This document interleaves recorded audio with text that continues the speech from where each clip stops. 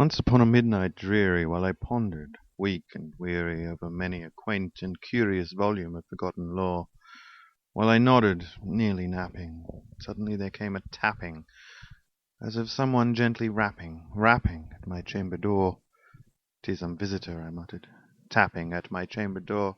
Only this, and nothing more." Ah, distinctly I remember it was in the bleak December, and each separate dying ember wrought its ghost upon the floor. Eagerly I wished the morrow. Vainly I had sought to borrow from my books surcease of sorrow, sorrow for the lost Lenore, for the rare and radiant maiden whom the angels name Lenore, nameless here, forevermore.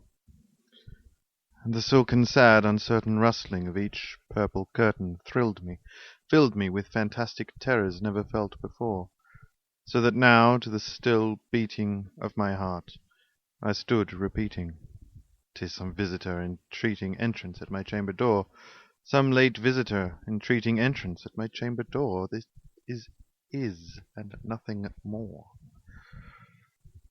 Presently my soul grew stronger, hesitating then no longer.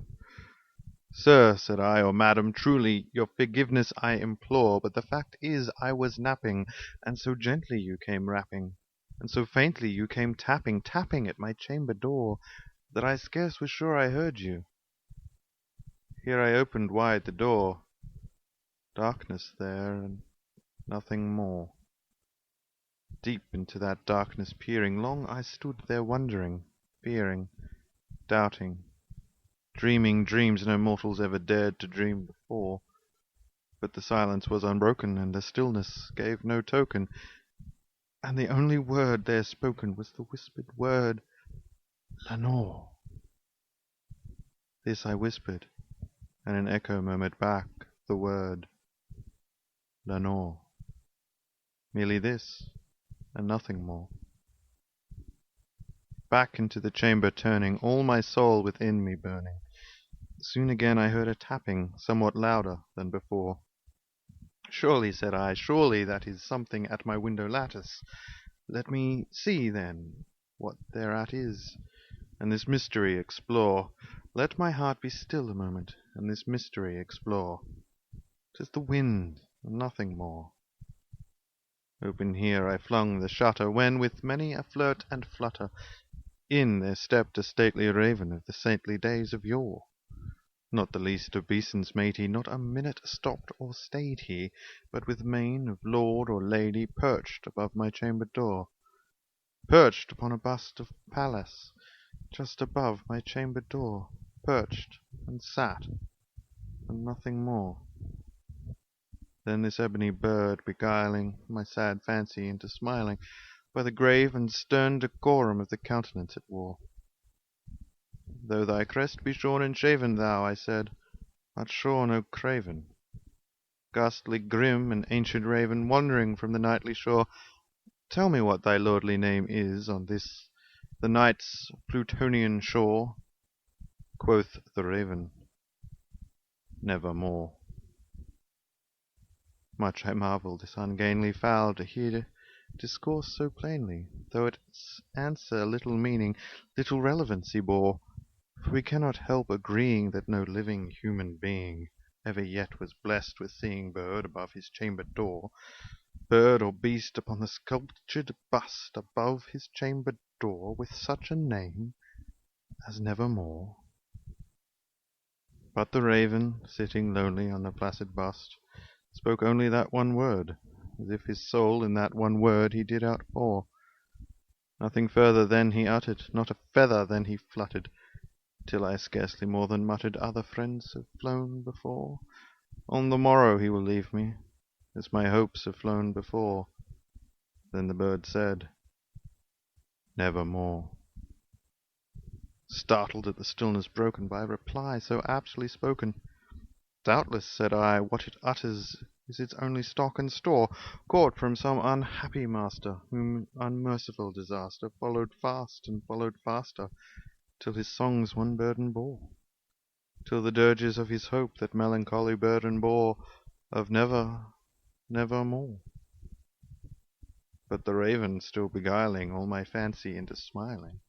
Straight I wheeled a cushioned seat in front of bird, and bust and door, and upon the velvet sinking I betook myself to linking fancy unto fancy, thinking what this ominous bird of yore, what this grim, ungainly, ghastly, gaunt, and ominous bird of yore meant in croaking nevermore.